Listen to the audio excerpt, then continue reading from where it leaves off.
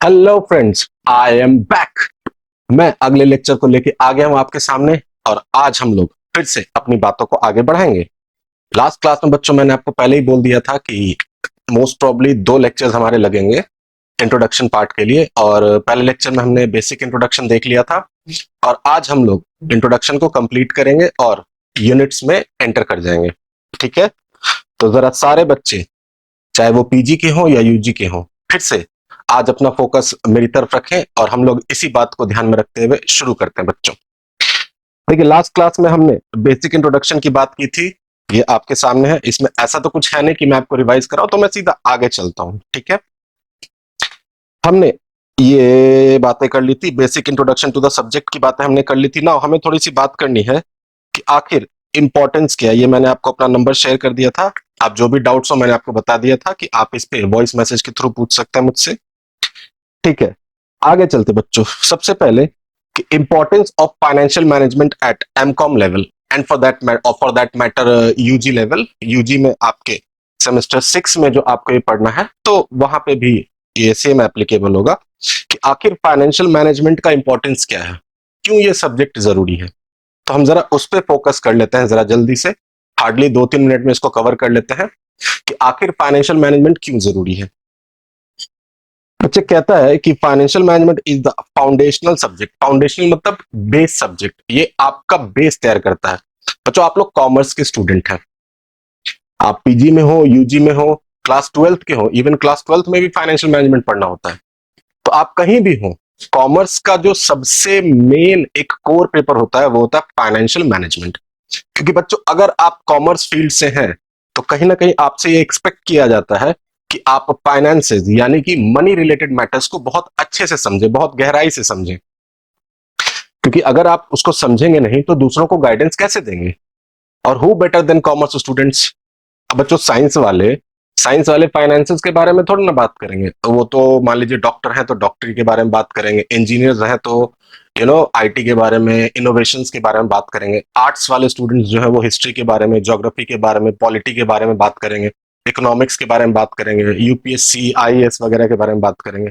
लेकिन money related matter के बारे में कौन बात करेगा? कॉमर्स स्ट्रीम के बच्चे। तो इसीलिए ये आपका एक फाउंडेशनल सब्जेक्ट है जो कि आपका बेस तैयार करता है, जिसके बेसिस पे आप फाइनेंशियल एक्यूमेन, मैंने बार बार बोला फाइनेंशियल एक्यूमेन डेवलप करते हैं, यानी कि अपनी सोच को डेवलप करते हैं इस तरह से कि आप फाइनेंशियल चीजों को समझें और फिर आगे लोगों को गाइड करें।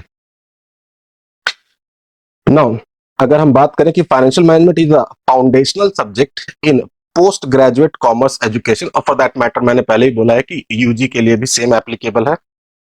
कंसर्न्ड, ये जो फाइनेंशियल मैनेजमेंट सब्जेक्ट है जो कि आपका फाउंडेशनल बेस सब्जेक्ट है, इट इज कंसर्न्ड विथ, यानी कि रिलेट करता है किससे? With the efficient planning. ध्यान दीजिएगा, एफिशिएंट, इफेक्टिव वर्ड नहीं बोला है मैंने, एफिशिएंट वर्ड बोला है। आपको एफिशिएंट और इफेक्टिव का डिफरेंस पता होगा, आपने क्लास 12 से पढ़ा है। याद कीजिए, इफेक्टिव क्या होता था? इफेक्टिव होता था टू डू अ थिंग, यानी कि हम लोग उसमें कॉस्ट का इंपैक्ट ये इग्नोर करते थे। हमें वो काम चाहिए, हर हाल में चाहिए, किसी भी तरह से चाहिए, विद इन डेडलाइन चाहिए। उसमें क्या कॉस्ट आ रहा है हमें उससे मतलब नहीं रहता, हमारा फोकस सिर्फ और सिर्फ उस काम को इफेक्टिवली करने पे होता था। बट अगर एफिशिएंसी की बात करें हम, तो एफिशिएंसी होता था doing the right thing in the right way. ध्यान दीजिएगा, इफेक्टिव में हमेशा होता था डूइंग द राइट थिंग, लेकिन एफिशिएंट होने का मतलब होता था doing the right thing in the right way. यानी कि हमें वहां पर जॉब तो कंप्लीट करना ही था, टास्क तो कंप्लीट करना ही था, with in deadline, with in timeline complete करना था। बट साथ में एक मेजर चीज हमें ध्यान में रखनी थी, और वो था कॉस्ट बेनिफिट एनालिसिस। यानी कि जिस भी चीज को हम कर रहे हैं, जिस भी काम को हम कर रहे हैं, अगर उसमें 100 रुपए खर्च होने चाहिए तो हम इस तरह से काम करें, एफिशिएंसी इस तरह की दिखाएं कि 100 से ज्यादा ना लगे, और किसी तरह से हमारा ये टारगेट हो कि हम 100 से कम ही रखें। लेकिन इफेक्टिव में ये नहीं होता था। इफेक्टिव में कहता था कि 100 रुपए में काम होना चाहिए, लेकिन डेडलाइन है, ज्यादा लोगों को भी लगाना है तो लगाओ, 100 का 200 लग जाए, काम होना चाहिए।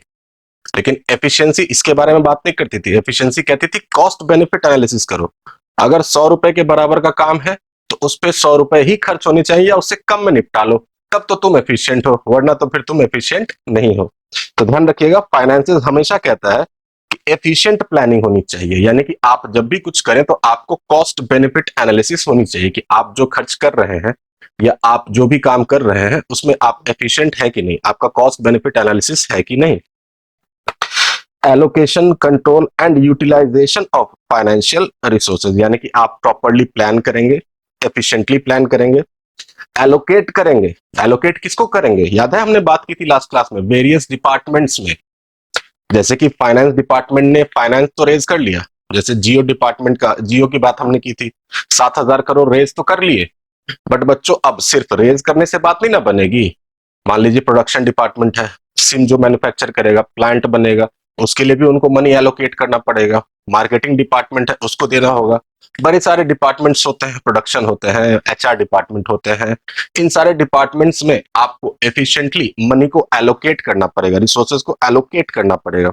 और फिर ये भी ध्यान रखना होगा कि सब लोग, आपको मॉनिटरिंग भी करनी होगी, यानी कि कंट्रोल फंक्शंस भी आपको साथ के साथ अप्लाई करना होगा। कि आपको ये ध्यान रखना होगा कि ये लोग सारे जो इस फाइनेंशियल रिसोर्सेज, हमने बात की थी फाइनेंशियल रिसोर्सेज की लास्ट क्लास में, कि फाइनेंशियल रिसोर्सेज को सही तरीके से यूटिलाइज कर रहे हैं, यानी कि जिनको जैसे कहा गया है वो वैसे ही यूटिलाइज कर रहे हैं। आपको सिर्फ एलोकेट कर देने से काम खत्म नहीं हो जाएगा एज अ फाइनेंस मैनेजर। आपको उन पर नजर भी रखनी होगी कि हमने जिस पर्पस के लिए इनको फंड दिए हैं वो उसी फंड को, सॉरी, उस फंड को उसी पर्पस के लिए एक्सपेंड भी कर रहे हैं और सही तरीके से स्पेंड कर रहे हैं। बोलिए जरा, क्या ये बात ठीक है? तो इस तरीके से यूटिलाइज हो फाइनेंशियल रिसोर्सेज की ऑर्गेनाइजेशन का ऑब्जेक्टिव्स अचीव हो जाए। पहले बताइए, यहां तक बातें ठीक है? ध्यान रखिएगा बच्चों, मैंने लास्ट क्लास में ही बोला था, अभी भी फिर से बोल रहा हूं कि यहां पर ऑर्गेनाइजेशन, यानी कि इस लेवल पे आके ऑर्गेनाइजेशन का मतलब हम लोग सिर्फ और सिर्फ किसको समझेंगे, अभी हम लोग सिर्फ कंपनीज के पॉइंट ऑफ व्यू से समझेंगे, ठीक है? मैं सोल प्रोप्राइटरशिप के फॉर्म्स के बारे में बात नहीं कर रहा हूं, पार्टनरशिप के बारे में बात नहीं कर रहा हूं, एचयूएफ के बारे में बात नहीं कर रहा हूं, मैं अदर किसी भी फॉर्म ऑफ बिजनेस के बारे में बात नहीं कर रहा हूं। मैं सिर्फ और सिर्फ किसकी बात कर रहा हूं, कंपनी फॉर्म ऑफ बिजनेस की बात कर रहा हूं यहां पे, ठीक है? Now this subject integrates financial theory, quantitative tools. Financial theory मतलब फाइनेंस से रिलेटेड थ्योरीज। बड़े सारे लोगों ने बड़े सारे थ्योरीज दिए हैं, जैसे कि हमने एक एग्जांपल ही दिया था आपको, वॉल्टर मॉडल आपको पढ़ना है। तो वॉल्टर साहब ने एक थ्योरी दी थी कि डिविडेंड देना है कि नहीं देना है। ध्यान दीजिए, आप लोगों को अभी तक लगता होगा कि हर कंपनी डिविडेंड देती है। जी हाँ, बिल्कुल, ये बात सत्य है, मैं इस बात से मना नहीं करता। लेकिन वो डिविडेंड देती है किस बेसिस पे, वो डिविडेंड देगी कि नहीं देगी, और अगर देगी तो कितना देगी, ये सारी चीजें डिसाइड की जाती हैं। और इसमें आपके Walter model, MM hypothesis, Gordon models, ये सब मॉडल्स आपको थ्योरेटिकली पढ़ने होते हैं और इसके बेसिस पे आप जजमेंट ड्रॉ करते हैं। यानी कि वहां पे आपको थ्योरेटिकल पार्ट भी बताया गया है, एट द सेम टाइम बहुत अच्छे से उसके फॉर्मूलाज भी दिए गए हैं। और याद कीजिए, हमने बात की थी कि क्वांटिटेटिव टूल्स, यानी कि मैथमेटिकली डिराइव्ड फॉर्मूलाज से अगर आप कोई जजमेंट ड्रॉ करते हैं तो उसको क्वांटिटेटिव बोलते थे, और क्वालिटेटिव क्या होते थे, पर्सनल जजमेंट होते थे, ठीक है? तो आपके जो फाइनेंशियल थ्योरीज हैं, क्वांटिटेटिव टूल्स हैं, मैनेजरियल जजमेंट यानी कि क्वालिटेटिव की बात हो रही है, to support strategic decision making in area such as investment. यानी कि स्ट्रेटेजिक डिसीजन मेकिंग आपको करना है किन किन एरियाज में बच्चों, इन्वेस्टमेंट। याद कीजिए, हमने बताया इन्वेस्टमेंट। अब आपको शॉर्ट टर्म इन्वेस्टमेंट करना है कि लॉन्ग टर्म इन्वेस्टमेंट करना है? शॉर्ट टर्म इन्वेस्टमेंट करना है तो रिस्क रिटर्न एनालिसिस हमने आपको लास्ट क्लास में हल्का सा एक इंट्रोडक्शन दिया ही था। और अगर आपको लॉन्ग टर्म इन्वेस्टमेंट करना है तो हमने आपको कैपिटल बजटिंग का भी इंट्रोडक्शन दिया था। तो ये सारी चीजें हम लोग over the period of time उन कंसर्न यूनिट्स में पढ़ेंगे। नाउ फाइनेंसिंग, यानी कि सोर्सेज ऑफ फाइनेंस क्या क्या होंगे। अगर मैं कंपनी के पॉइंट ऑफ व्यू से बात करूं तो हमें सोर्सेज ऑफ फाइनेंस, हमें लॉन्ग टर्म फाइनेंस चाहिए या शॉर्ट टर्म फाइनेंस चाहिए, पहले तो ये समझेंगे। हमें फाइनेंसेस वर्किंग कैपिटल के लिए चाहिए या लॉन्ग टर्म कुछ हमारे गोल हैं उसके लिए चाहिए। उनके बेसिस पे हम लोग डिसाइड करेंगे कि हम लोग इक्विटीज में जाएं, प्रेफरेंस में जाएं, डिबेंचर्स में जाएं, बैंक लोन में जाएं, बॉन्ड्स में जाएं, शेयर वारंट्स में जाएं, बड़ी सारी चीजें हैं, डिपॉजिट्स में जाएं। ना पब्लिक कंपनी के पास ऑप्शंस होते हैं ना, डिपॉजिट्स भी एक्सेप्ट करते हैं, रिटेन्ड अर्निंग्स में जाएं। तो ये वही सारी बातें होती हैं। और अगर हम शॉर्ट टर्म की बातें कर रहे हैं तो बैंक से शॉर्ट टर्म लोन्स लें, कैश क्रेडिट ले लें, फैक्टरिंग कर लें, बड़ी सारी चीजें हैं।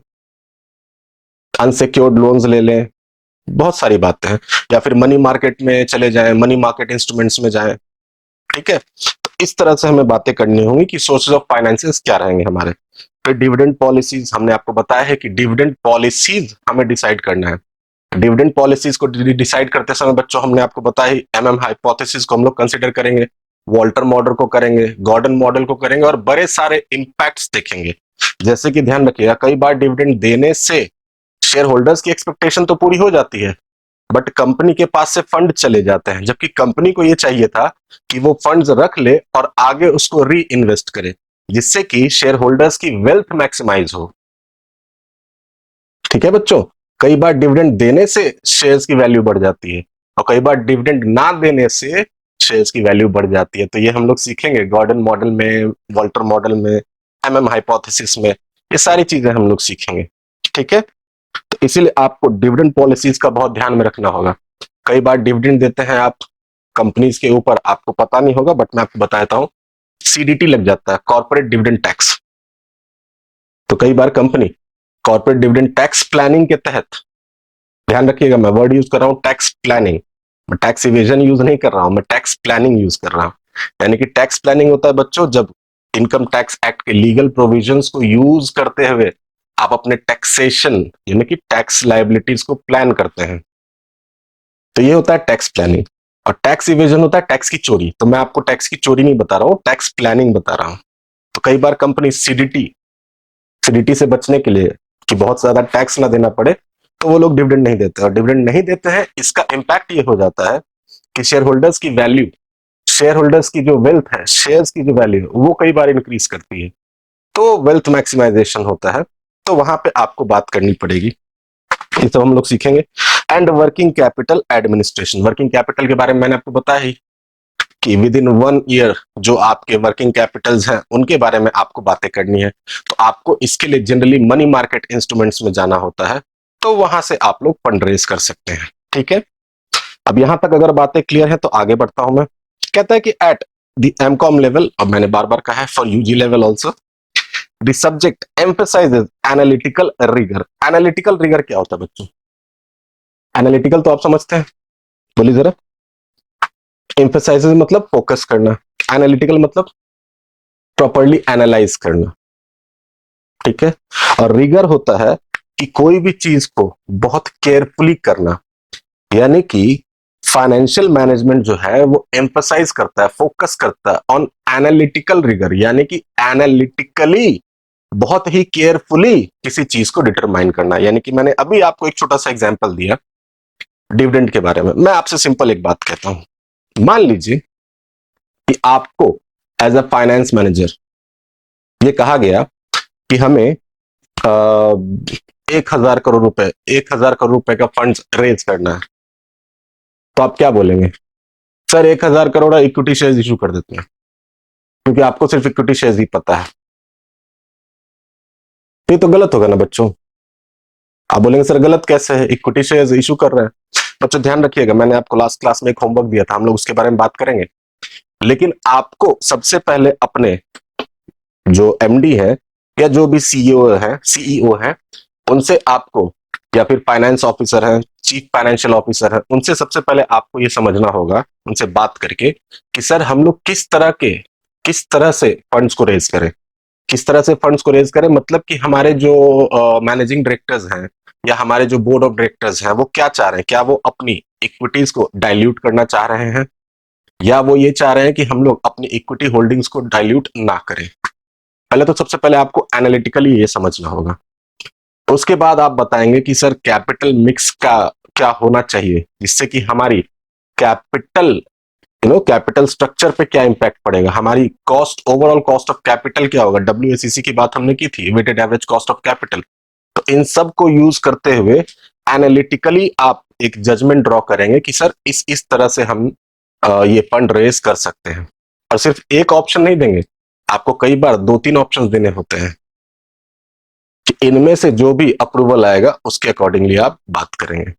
ठीक है, now interpretation of complex financial data, आपको कॉम्प्लेक्स फाइनेंशियल डेटा को भी इंटरप्रेट करना आना चाहिए। अब कॉम्प्लेक्स फाइनेंशियल डेटा क्या हो जाएगा, जरा ये समझिए। कि फाइनेंसेस को इंटरप्रेट करने के लिए आपको, और क्योंकि मैं कंपनीज एक्ट की बात कर रहा हूं, कंपनीज की बात कर रहा हूं, सॉरी, तो कंपनीज एक्ट में बहुत अच्छे से शेड्यूल 3 में सारा फॉर्मेट दिया हुआ है बैलेंस शीट का और profit and loss, statement of profit and loss का। तो आपको बैलेंस शीट देख के अपने समझ में आना चाहिए कि मैं अभी तक हमारा क्या क्या कैपिटल स्ट्रक्चर में क्या क्या चीजें हैं, और अब हम आगे किन चीजों को लेके जा सकते हैं ताकि हमारा जो कैपिटल मिक्स है वो बरकरार रहे, या तो फिर हम अपने कैपिटल मिक्स को चेंज करना चाह रहे हैं, किस तरह से चेंज करना चाह रहे हैं, डेट को इंक्रीज करना चाह रहे हैं, इक्विटी को इंक्रीज करना चाह रहे हैं, किस तरह से दोनों को बराबरी में से रखना चाह रहे हैं। तो उस तरह से बात करते हुए आपको उस डेटा को अप्लाई करना होगा। And the application of advanced financial models to real world business problems, और कई सारे एडवांस्ड फाइनेंशियल मॉडल्स आ गए हैं, हालांकि आपके सिलेबस में नहीं है, but over the period of time मैं उसके बारे में बात करूंगा। बड़े सारे न्यू फाइनेंशियल मॉडल्स आ गए हैं, जैसे कि एक वर्ड मैं आपको बार बार अभी कह रहा हूं, फैक्टरिंग। तो फैक्टरिंग क्या होता है मैं आपको आगे समझाऊंगा, फैक्टरिंग के बारे में शायद आपने सुना हो नहीं सुना हो, मैं आपको बताऊंगा फैक्टरिंग क्या होता है। न्यू कॉन्सेप्ट है, न्यूली डेवलप्ड कॉन्सेप्ट है, तो उसको यूज करते हुए आपको रियल लाइफ बिजनेस प्रॉब्लम्स कैसे सॉल्व करने हैं ये चीजें समझनी होंगी। Now the study of financial management enhances professional competence, आपकी प्रोफेशनल कॉम्पिटेंस को बढ़ाता है। Professional competence in terms of financial professional competence, ठीक है। स्ट्रेटेजिक थिंकिंग, अब स्ट्रेटेजिकली आप प्लान करेंगे तो ऑब्वियस सी बात है कि वो आपके स्ट्रेटेजिकल थिंकिंग को इनहेंस करेगा। एंड एथिकल रिस्पॉन्सिबिलिटी, याद कीजिए लास्ट क्लास में मैंने एथिक्स की बात की थी, वो पर्सन टू पर्सन वैरी करता है कि वो एथिक्स को फॉलो करना चाहता है या नहीं करना चाहता है। तो एथिकल रिस्पॉन्सिबिलिटी भी इंक्रीज होगी, thereby preparing students for leadership roles in corporate finances. Leadership roles मतलब ऐसा नहीं है कि आप सीधा उठेंगे और चीफ फाइनेंशियल ऑफिसर बन जाएंगे बच्चों ऐसा नहीं है। आप एमकॉम लेवल से अगर जाते हैं, मार्केट में जॉब के लिए जाते हैं, तो आप नीचे लेवल से स्टार्ट करेंगे। हाँ, ऑब्वियस सी बात है कि ओवर द पीरियड आप बढ़ते बढ़ते बढ़ते बढ़ते एक्सपीरियंस के साथ आप टॉप लेवल तक जा सकते हैं, लेकिन वो टोटली डिपेंड करेगा आपके क्वालिटी ऑफ वर्क पे, आपके डिसीजन मेकिंग पे, और आपने क्या सीखा है प्रैक्टिकली, क्या आप उसको अप्लाई कर सकते हैं कि नहीं कर सकते हैं। अगर आप किसी भी तरह से रट्टे मार के या गेस पेपर लेके एग्जाम में बैठ जाए और पास हो जाए, तो वहां से तो आपने कुछ सीखा नहीं। अभी तो आपको 8.59 सीजीपी आप ले आएंगे, लेकिन रियल वर्ल्ड मार्केट में जब आप जाएंगे ना, पहले इंटरव्यू में आप बेइज्जत हो जाएंगे बच्चे। और यकीन मानिए बड़े सारे बच्चे बेइज्जत होते हैं क्योंकि उनको फाइनेंस का एफ भी नहीं पता होता है।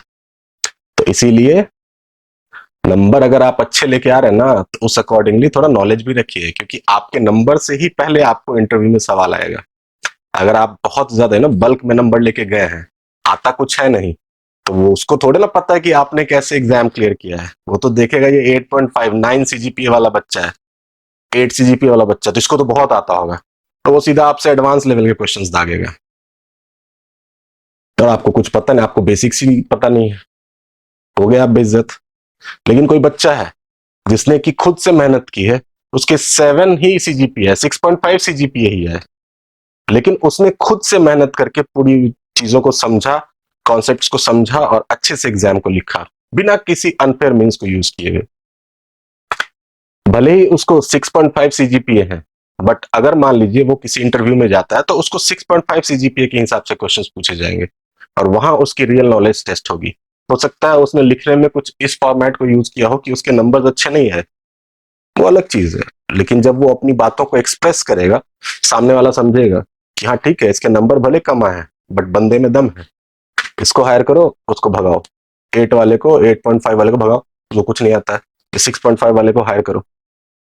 तो ये चीजें होती हैं बच्चे। आप आज तो मजे ले लेंगे, लेकिन फिर आगे लाइफ आपके मजे लेगा। तो इस बात को ध्यान में रखते हुए अच्छे से पढ़िए। तो आप कॉर्पोरेट फाइनेंस में अच्छे से लीडरशिप रोल्स में जा सकते हैं, बैंकिंग में बच्चों जा सकते हैं। बैंकिंग में आप अगर सोचिए कि आप अगर ट्रेडिशनल बैंकिंग एग्जाम्स को क्लियर कर रहे हैं, तो वहां पे भी आपका ये यूज है, लेकिन बहुत ज्यादा यूज नहीं है। मैं आपको बहुत क्लियर कट बता देता हूँ।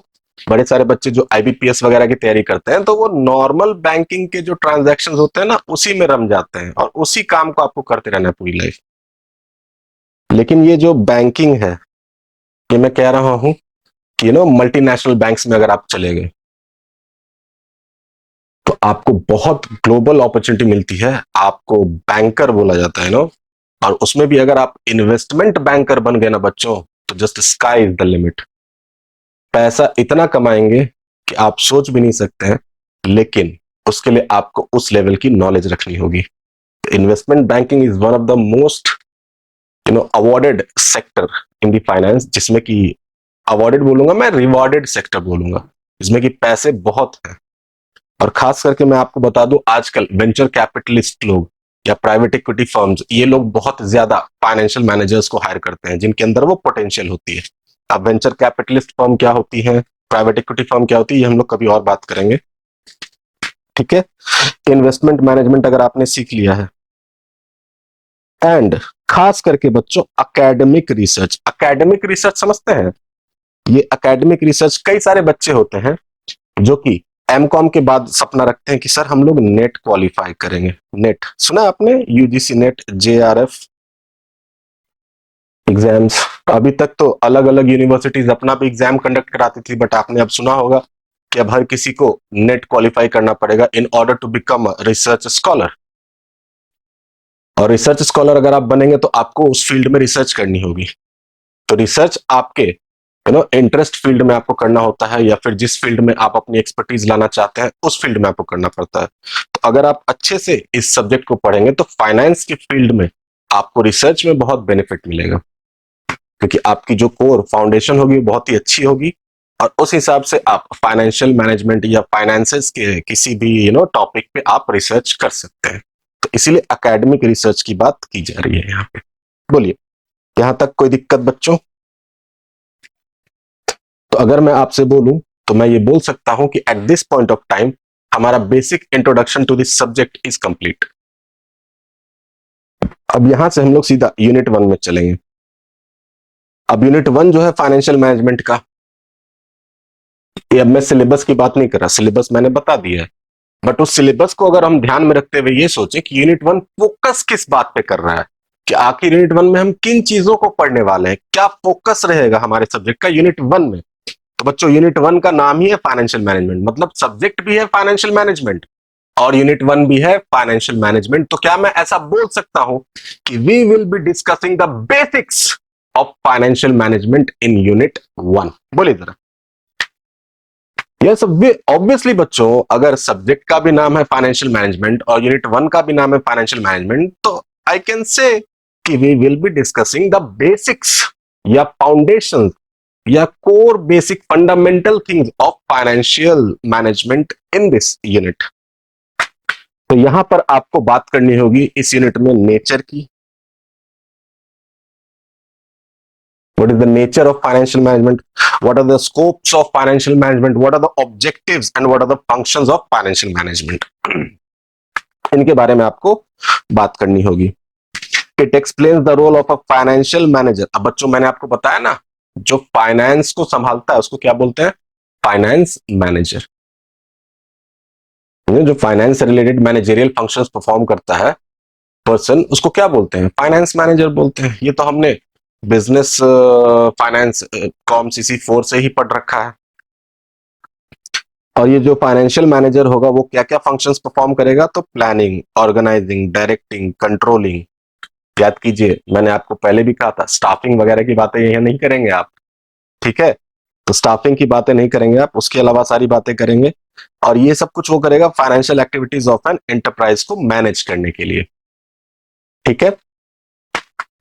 एंटरप्राइज अभी आप समझिए कॉर्पोरेट को ही मैं बोल रहा हूं, कंपनीज को ही मैं बोल रहा हूं।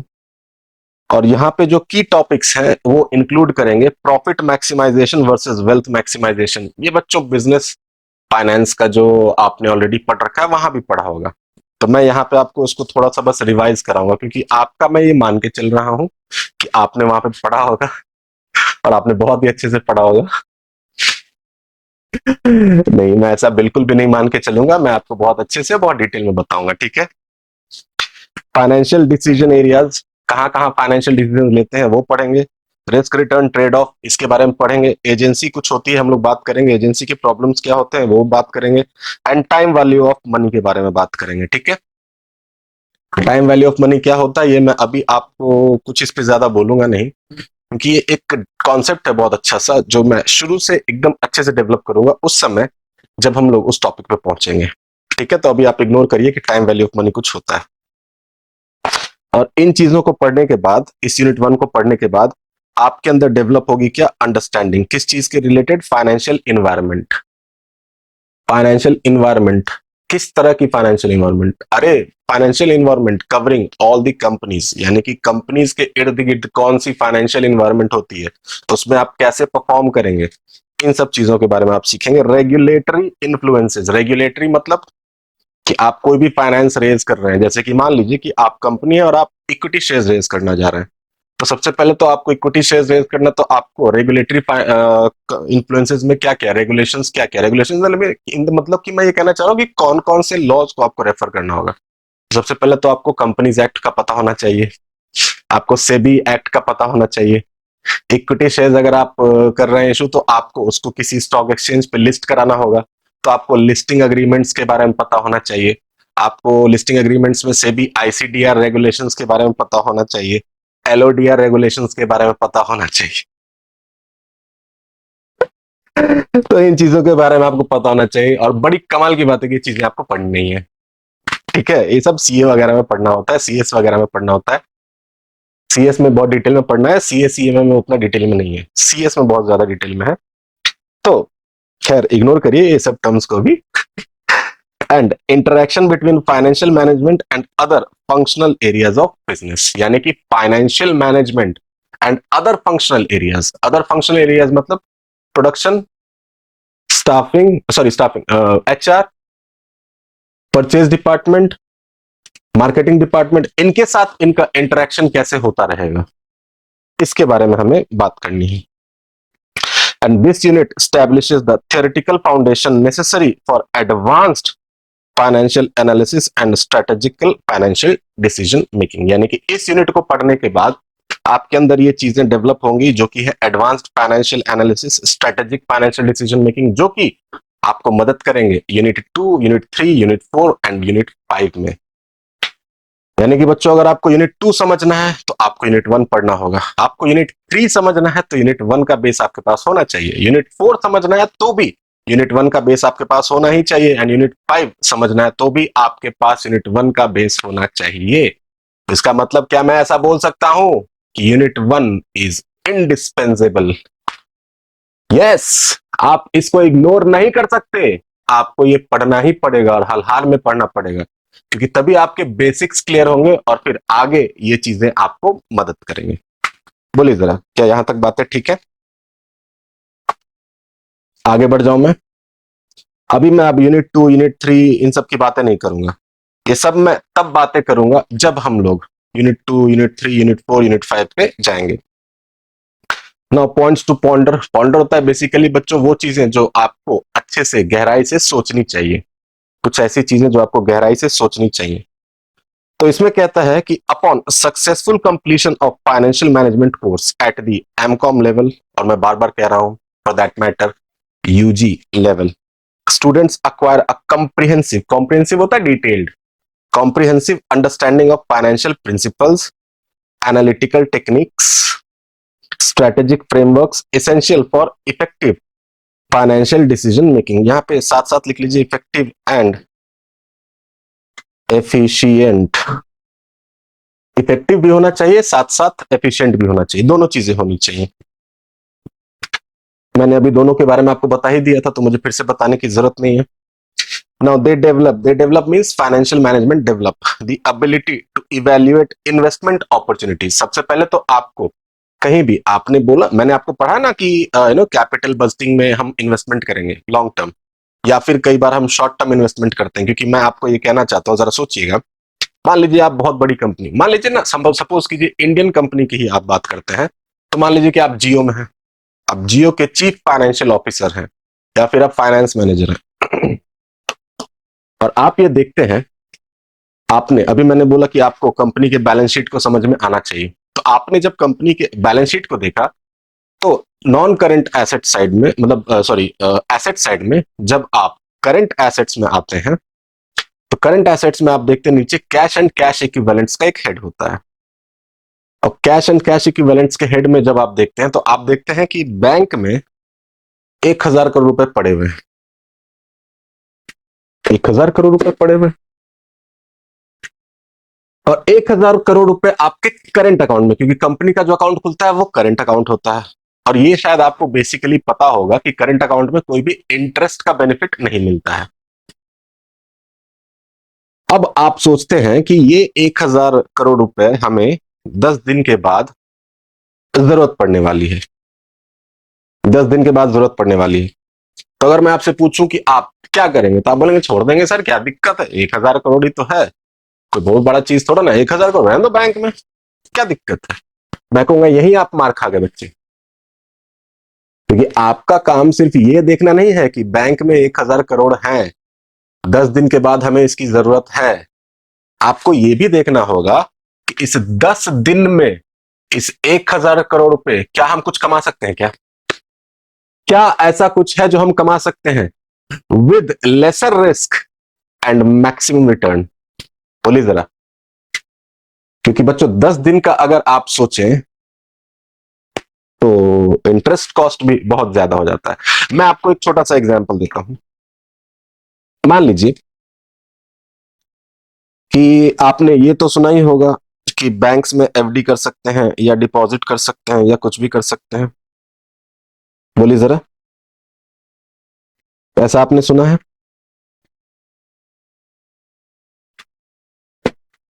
बोलिए। आप सपोज कीजिए मैंने 1,000 करोड़ की बात की है फॉर 10 डेज। अब बैंक में जो एफडी होते हैं ना, बैंक में जो एफडीज होते हैं, इनको रिस्क फ्री रिटर्न्स में कंसिडर किया जाता है। यानी कि रिस्क यहां पे क्या होता है, 0%।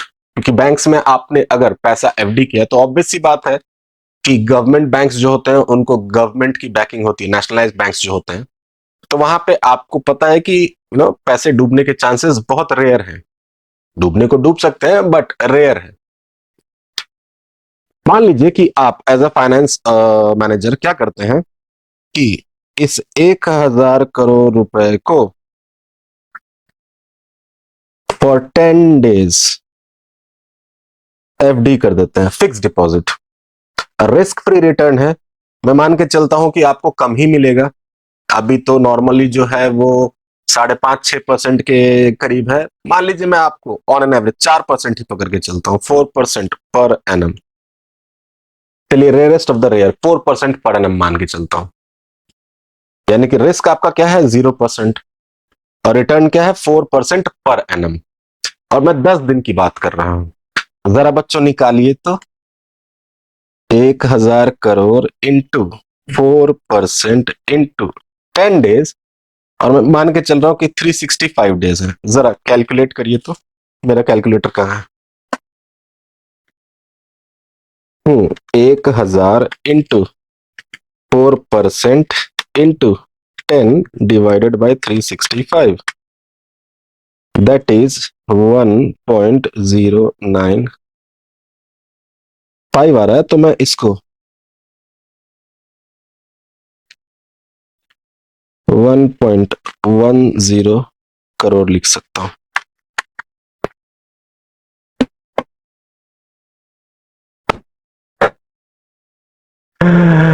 अब आप जरा सोच के बताइए बच्चों कि बैठे बिठाए 10 दिन में कंपनी ने इंटरेस्ट की अर्निंग्स कर ली है 1.10 करोड़। ये तो मैं तब बता रहा हूं जब आप रिस्क फ्री में जा रहे हैं।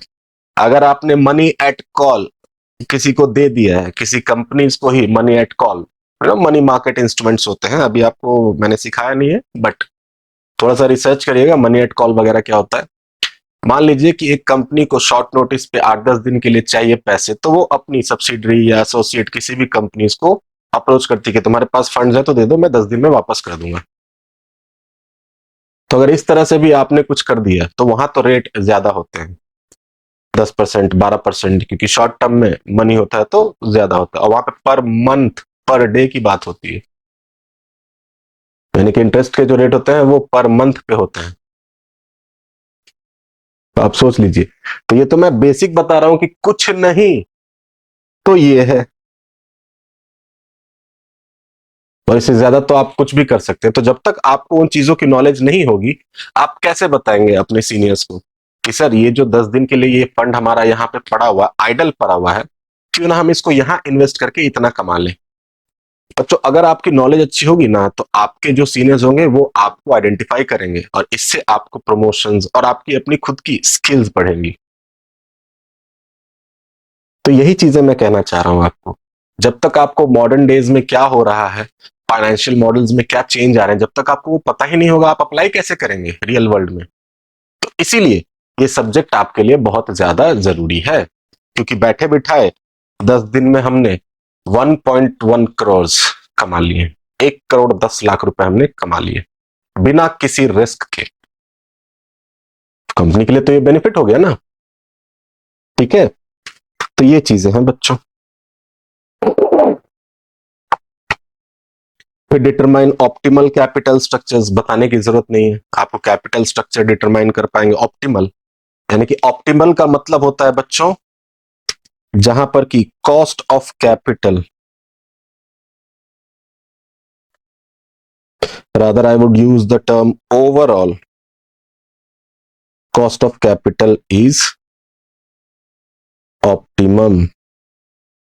ऑप्टिमम मतलब कि बेस्ट, इससे कम अब हम नहीं कर सकते थे, इससे कम ओवरऑल कॉस्ट ऑफ कैपिटल हम अब नहीं कर सकते थे। ठीक है, now manage income distribution. Income distribution मतलब डिविडेंड की बातें हो रही हैं।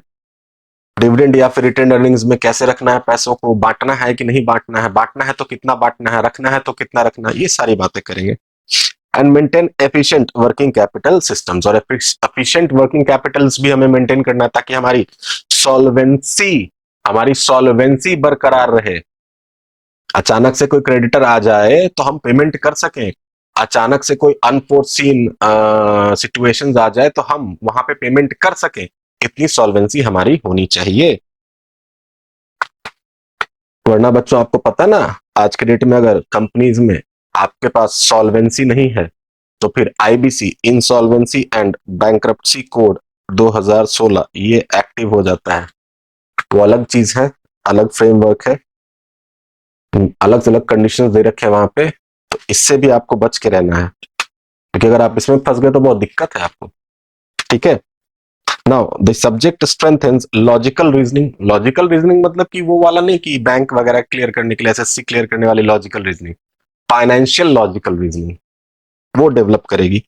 क्वांटिटेटिव एप्टीट्यूड डेवलप करेगी, यानी कि आप बड़े सारे फॉर्मूला सीखेंगे, मैथमेटिकल अप्रोच सीखेंगे, तो इससे आपकी क्वांटिटेटिव एप्टीट्यूड डेवलप होगी।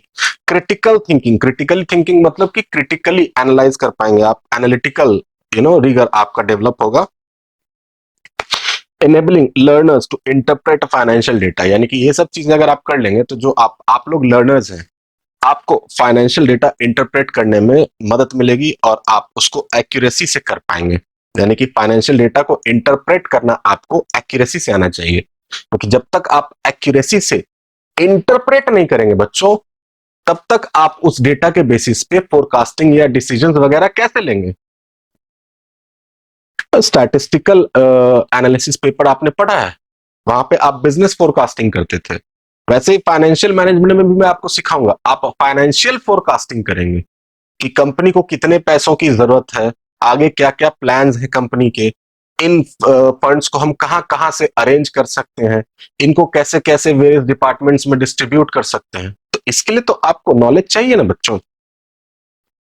और साथ ही साथ आपके अंदर एक जो बहुत जरूरी चीज आएगी, जो कि बच्चों हर किसी का यूनिक होता है, अलग होता है, और वो होता है बच्चों प्रोफेशनल जजमेंट।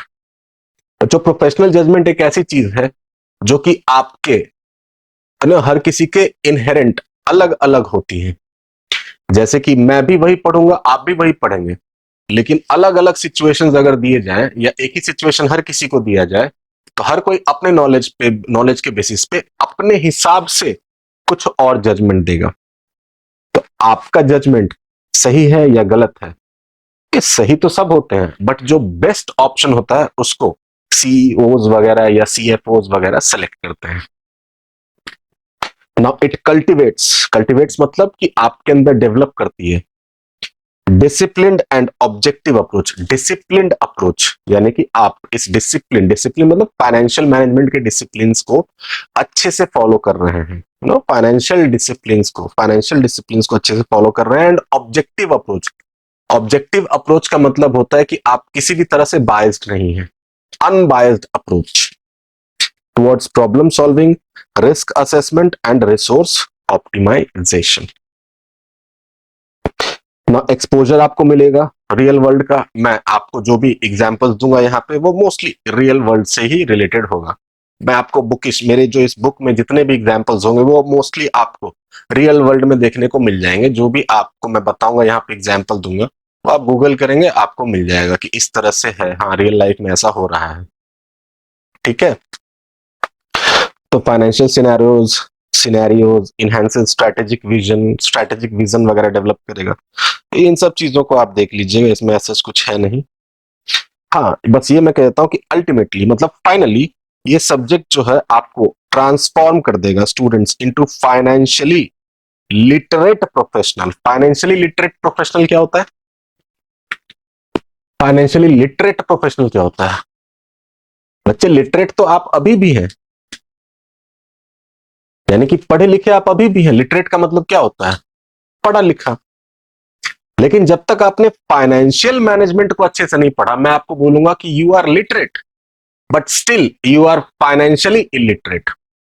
यानी कि अगर आपको फाइनेंशियल मैनेजमेंट नहीं आती है तो मैं आपको ये बोलूंगा कि you are illiterate from the point of view of financial management, क्योंकि अभी तक आपको फाइनेंशियल मैनेजमेंट नहीं पढ़ाया गया और आपने अभी तक पढ़ा नहीं है, आप अच्छे से पहली बार पढ़ रहे हैं। तो मैं बोलूंगा कि आज तक आप फाइनेंशियली इलिटरेट थे। और अगर आपने इन कॉन्सेप्ट्स को अच्छे से पढ़ा, अच्छे से समझा, तो मैं आपको कहूंगा कि now you are financially literate. Literate आप अभी भी हैं लेकिन not in the terms of financial management. ये इस सब्जेक्ट को पढ़ने के बाद आपके अंदर आएगी। ठीक है, और आपके अंदर literate professional capable of assuming responsible leadership roles in modern corporate and financial institutions. यानी कि आप फाइनेंशियली लिटरेट हो जाएंगे तो फिर आप एक प्रोफेशनल्स की तरह, नो फाइनेंस प्रोफेशनल की तरह बड़े बड़े कंपनीज में बड़े बड़े फाइनेंशियल डिसीजन ले रहे होंगे। वेंचर कैपिटल फर्म्स में वेंचर कैपिटलिस्ट के अंदर काम कर रहे होंगे। हो सकता है कि आपके पास इतना फंड हो कि आप खुद ही वेंचर कैपिटलिस्ट बन जाएं, प्राइवेट इक्विटी फर्म्स में चले जाएं या फिर इन्वेस्टमेंट बैंकर बन जाएं। बड़ी सारी चीजें बच्चे, बहुत सारा ऑप्शंस खुला हुआ है। ठीक है, और एक वन ऑफ द बेस्ट चीज मैं जो आपको बताना चाहता हूं कि अगर आपको फाइनेंस में बहुत ज्यादा इंटरेस्ट आता है, बहुत ज्यादा इंटरेस्ट आता है और आप चाहते हैं कि आप एक ग्लोबल अपना करियर बनाएं, कि आप एक ऐसा करियर बनाएं जिसमें कि आपको ग्लोबली रिकॉग्निशन मिले, ग्लोबल रिकॉग्निशन मिले। आपको मल्टीनेशनल कंपनीज हैंड पिक कर ले, गोल्डमैन सैक्स में चले जाएं, बिग फोर्स में चले जाएं, ब्लैक रॉक कंपनीज आपको ढूंढे। तो फिर मैं आपको कहूंगा कि एक कोर्स है, मुझे नहीं पता कि आप इंटरेस्टेड हैं कि नहीं है उसमें, बट ये मेरा दायित्व बनता है कि मैं आपको इसके बारे में बताऊं कि कल को अगर आपको लगता है कि ये करना चाहिए तो आप बिल्कुल करें, अगर आपको फाइनेंस में इंटरेस्ट है तो। नो डाउट अगर आप प्रोफेसर वगैरह बनना चाहते हैं तो आप नेट जेआरएफ की तरफ जाएं। लेकिन मुझे ऐसा लगता है कि कुछ बच्चे होते हैं ना, उनकी खुराक भूख बहुत ज्यादा होती है, वो शायद सैलरीज में या फिर एक बेयर मिनिमम सैलरीज में खुश नहीं हो पाता है। अब खुराक ज्यादा है तो कमाई भी ज्यादा चाहिए ना बच्चों, और नॉलेज रहेगी तो कमाई ज्यादा होगी। तो एक ये थोड़ा सा रिसर्च करिएगा। मैं एक कोर्स के बारे में आपको लिख देता हूं, CFA। अब आप बोलेंगे सर ये CFA क्या होता है? तो बच्चों ये CFA होता है चार्टर्ड फाइनेंशियल एनालिस्ट।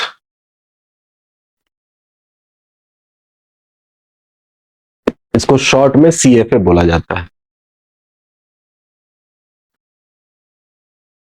ठीक है, एक बड़ा ही ग्लोबल कोर्स है 3 लेवल्स में होते हैं ये एग्जाम इसके। CFA, CFA, CFA 3 लेवल्स में होते हैं। इसको मैं बोलता हूं लेवल 1, लेवल 2, लेवल 3। मान लीजिए अगर आप सीए कोर्सेज के बारे में जानते हैं तो ये समझिए कि जैसे सीए में फाउंडेशन होता है वैसे ही सीएफए का लेवल 1 होता है। जैसे सीए में इंटरमीडिएट होता है वैसे ही आप समझिए कि सीएफए का लेवल 2 होता है। अब जैसे सीए का फाइनल होता है वैसे ही सीएफए का लेवल 3 होता है। बट बच्चों कमाल की बात है कि ये जो पूरा कोर्स है ये आप पढ़ेंगे और इसके जो एग्जाम्स होंगे वो कंप्लीटली एमसीक्यू बेस्ड होते हैं। आप बोलेंगे सर एमसीक्यू बेस्ड है तो गर्दा उड़ा देंगे सर। ना बच्चे, बड़ा ही जबरदस्त केस स्टडीज दिया होता है, केस बेस्ड एमसीक्यूज होते हैं। बच्चों वाली चीजें नहीं होती हैं कि जो आपके एमकॉम में आ गई, ये है एक सेंटेंस या ये एक क्वेश्चन है, छोटा सा 4 ऑप्शन है, लिख दो, मार दो टिक, गूगल खोले लिख दिए। ये बातें यहाँ नहीं होती हैं, ऑनलाइन एग्जाम होता है और बड़े ही सिक्योर्ड इन्वायरमेंट में एग्जाम होता है इसका। आप गर्दन भी इधर घुमा देंगे ना तो एग्जाम कैंसिल हो जाएगा आपका। आपका नजर हमेशा या तो आपके वेब कैम पे या फिर आपके स्क्रीन की तरफ ही होना चाहिए। और केस बेस्ड क्वेश्चंस होते हैं, एक केस दे देगा उसके ऊपर 2-3 क्वेश्चंस होंगे और हर क्वेश्चंस में 4 ऑप्शंस होंगे, चारों आपको लगेंगे एक जैसे, ये तो चारों हो सकते हैं और आपको उन चारों में से जो बेस्ट पॉसिबल आंसर है एज पर यू वो देना है। अब ये जरूरी नहीं है कि जो best possible as per you है, आपको जो बेस्ट पॉसिबल लग रहा है एग्जामिनर को भी वही बेस्ट पॉसिबल लग रहा हो, तो रिजल्ट का रेशियो बहुत कम होता है। बट स्टिल अगर आप लेवल 2 तक भी पहुंच जाते हैं, लेवल 2 अगर आप क्लियर कर लेते हैं तो बड़े बड़े बिग फोर्स से और बड़े अच्छी अच्छी कंपनी से आपको ऑफर आना शुरू हो जाता है। आप अप्लाई करेंगे तो आपको जॉब के लिए, इंटरव्यूज वगैरह के लिए कॉल आ जाएगा। लेवल 3 अगर आप क्लियर कर लेते हैं ना बच्चे, जबरदस्त जबरदस्त करियर सेट। चाहे तो इंडिया से काम करें, चाहे तो इंडिया में काम करने के लिए कुछ दिन के बाद एक्सपीरियंस लेके वो खुद ही कंपनीज आपको बाहर भेज देगी, यानी तो सीधा ही फॉरेन में, अब्रॉड में अप्लाई कीजिए, जाइए, करियर बनाइए। तो इसीलिए एमकॉम तो आप कर ही रहे हैं, बड़े सारे बच्चे बहुत सारी चीजों की तैयारी कर रहे होंगे, मुझे पता है। बट अगर कोई ऐसा है जिसको कभी तक आइडिया नहीं है कि क्या करना है, या कोई मुझसे पूछे कि फाइनेंस के फील्ड में सबसे बेस्ट डिग्री क्या, तो मैं बोलूंगा कि ये है बच्चे। आप बोलेंगे फिर कि सर सीए क्यों नहीं आपने बोला, या सीएससीएमए क्यों नहीं बोला? क्योंकि बच्चों वहां पर ध्यान दीजिएगा, वहां पे सिर्फ फाइनेंस नहीं ना है, और भी बहुत सारी चीजें हैं, और भी बहुत सारी चीजें हैं। एक बड़ा ही कॉमन मेटाफर मार्केट में यूज किया जाता है फॉर सीए, सीएससीएमए, खास करके मोस्टली फॉर सीए, कि सीए को कहा जाता है कि CA is a jack of all and master of none. यानी कि अगर आप सीए क्वालिफाई किए हैं तो आप किसी भी डिपार्टमेंट में, किसी भी ऑर्गेनाइजेशन में, किसी भी रोल में आप फिट हो जाएंगे, यानी कि आप जैक ऑफ ऑल हैं। लेकिन आप मास्टर ऑफ नन है, यानी कि आपके पास किसी भी चीज की, सीए क्वालिफाई करते वक्त तक आपके पास किसी भी चीज की एक्सपर्ट नॉलेज नहीं है। वो तब आती है बच्चों जब आप एज अ सीए क्वालिफाई होने के बाद अपने डोमेन में, एक पर्टिकुलर डोमेन में जब आप काम करना शुरू करते हैं तो ओवर द पीरियड आपकी एक्सपर्टीज डेवलप होती है। ठीक है, तो अगर सीए भी, सीए क्लियर करने के बाद फाइनेंस के सेक्टर में पूरी तरह से चले जाते हैं तो वो भी फाइनेंशियल एक्सपर्ट्स हो जाते हैं, उनके लिए भी फिर वहां से अपॉर्चुनिटीज बहुत सारी हैं।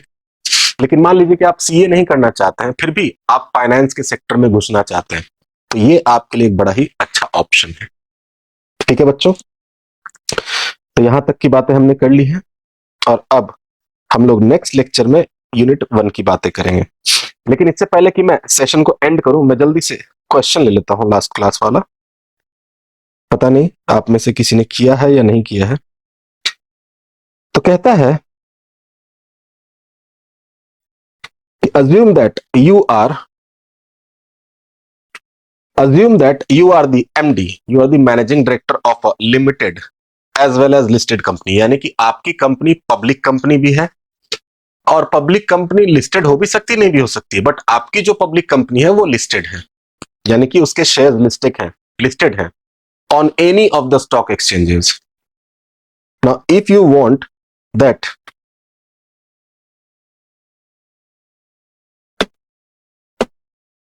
नाउ अगर आप चाहते हैं कि शेयर होल्डिंग पैटर्न जो है in the company must not be diluted, यानी कि शेयर होल्डिंग पैटर्न जो है शेयर होल्डर्स का या फिर मैनेजिंग डायरेक्टर्स का या फिर बोर्ड ऑफ डायरेक्टर्स का वो एज इट इज रहे, वो डाइल्यूट ना करे मतलब कि घटे ना। सपोज कीजिए कि कोई मिस्टर एक्स है, वो 10% ऑफ इक्विटी के होल्डर हैं, इक्विटी मतलब इक्विटी शेयर्स बोल रहा हूं मैं, कि उनकी जो होल्डिंग है वो 10% की है इक्विटी शेयर्स की, ठीक है। तो वो लोग ये चाह रहे हैं कि उनकी जो होल्डिंग है वो डाइल्यूट ना हो, यानी कि नए शेयर्स इशू करने के बाद उनकी होल्डिंग जो है वो 10% की 10% ही रहे, घटे ना, यानी कि 9.99% भी नहीं हो, 10% का 10% ही रहे।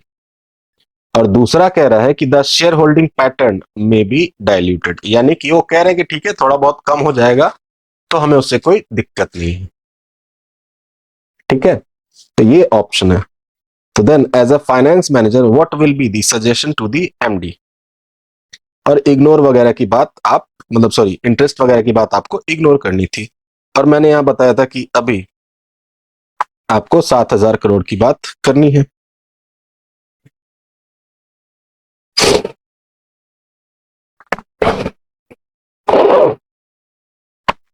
तो अब जरा ध्यान दीजिएगा बच्चों कि मान लीजिए हम लोग एक इमेजिनरी फिगर ले लेते हैं, 10 लाख रुपए ले लेते हैं, 10 लाख नहीं 1 करोड़ ले लेते हैं, ऑफ ₹10 ईच एट पार बोल देता हूं अभी। इतना तो आप जानते ही होंगे कि शेयर्स पार प्रीमियम डिस्काउंट ये सब बातें होती हैं, बट शेयर्स अब डिस्काउंट पे इशू नहीं हो सकते हैं, कंपनीज एक्ट मना करता है। पहले हुआ करता था डिस्काउंट पे इशू, इक्विटी शेयर्स या प्रेफरेंस शेयर्स डिस्काउंट पे इशू नहीं हो सकते बच्चों। तो मैं आपको कॉर्पोरेट लीगल फ्रेमवर्क वाले टॉपिक में बताऊंगा जहां पे कि हम लोग शेयर कैपिटल के बारे में बात करेंगे। तो अभी आप जरा ध्यान दीजिएगा, अगर मैं इसको बोलूं तो 1 करोड़ डिवाइडेड बाई 10, तो आई गेस 10 लाख हो गया। 1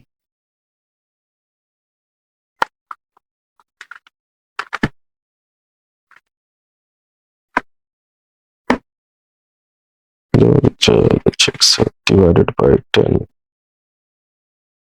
यस 10 लाख हो गया। तो 10 लाख शेयर्स आ गए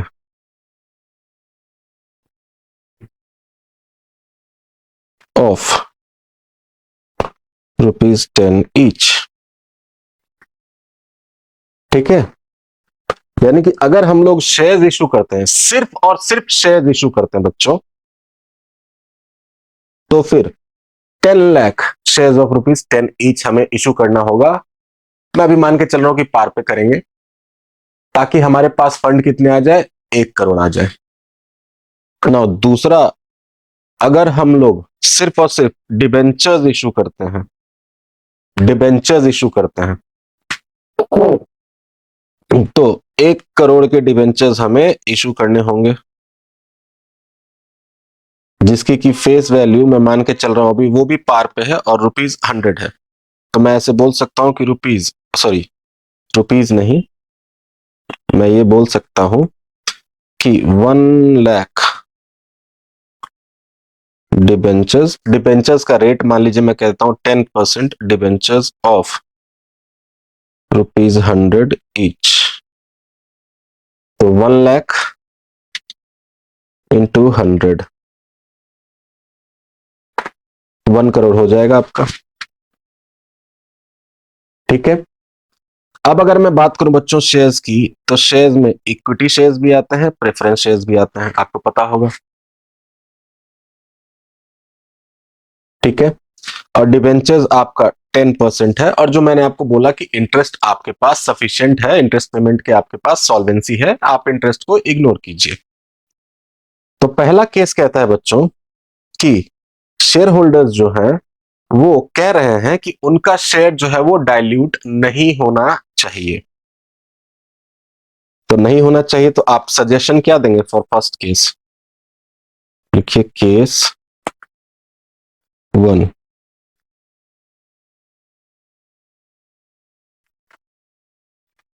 सजेशन, आप सजेशन में बोलेंगे कि या तो आप, क्योंकि आप अपने शेयर होल्डिंग्स को, इक्विटी शेयर की होल्डिंग्स को डाइल्यूट करने के लिए रेडी नहीं है, तो फिर या तो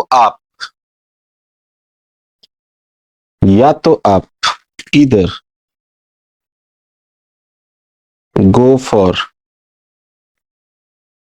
प्रेफरेंस शेयर्स या फिर और गो फॉर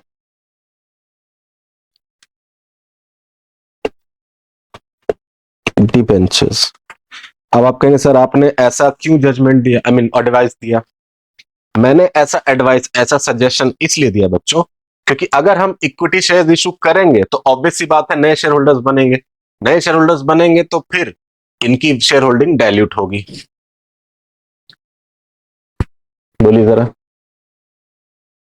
अब कुछ बच्चों के मन में आ रहा होगा सर सारे शेयर जो इशू हो रहे हैं, मान लीजिए कि जितने शेयर होल्डर्स अभी हैं वही लोग उसी रेशियो में खरीद लें तो फिर तो उनकी शेयर होल्डिंग बरकरार रहेगी। मैं कहूंगा बिल्कुल बरकरार रहेगी, लेकिन मान लीजिए वो पैसा देके खरीदने के लिए तैयार नहीं है, तो आप क्या करेंगे?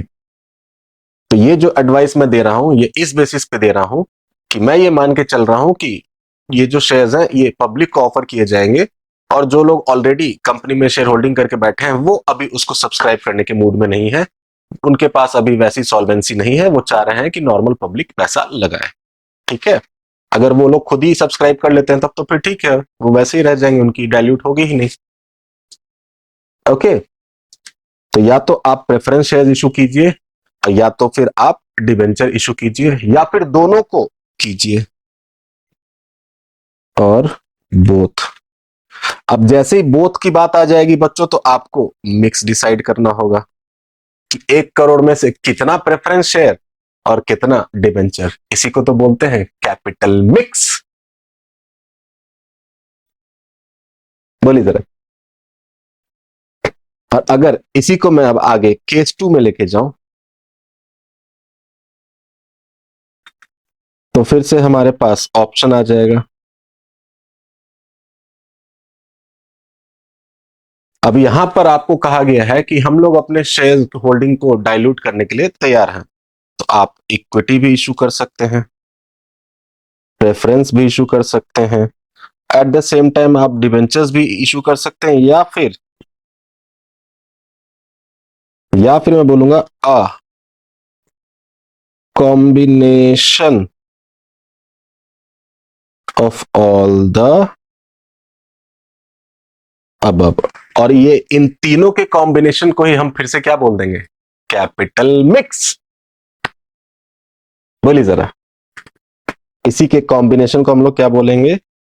Capital mix. यानी कि एक कैपिटल स्ट्रक्चर में किस किस रेशियो में कौन कौन से सोर्सेज ऑफ फाइनेंसेस हैं, यही तो कैपिटल मिक्स होता है बच्चों। बोलिए।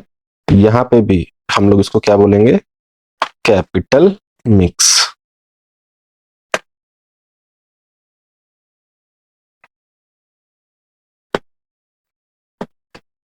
तो उम्मीद करता हूं कि आपको इस सवाल का जवाब मिल गया होगा।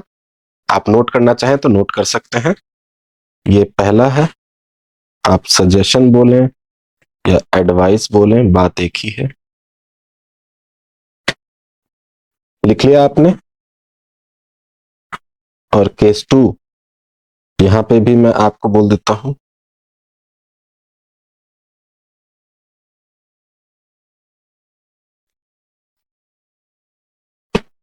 यहां पे भी मैं बोल देता हूं सजेशन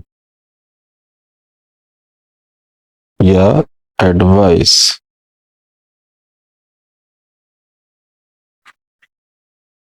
ठीक है, तो आपके करीब करीब 1 घंटे पूरे हो गए हैं।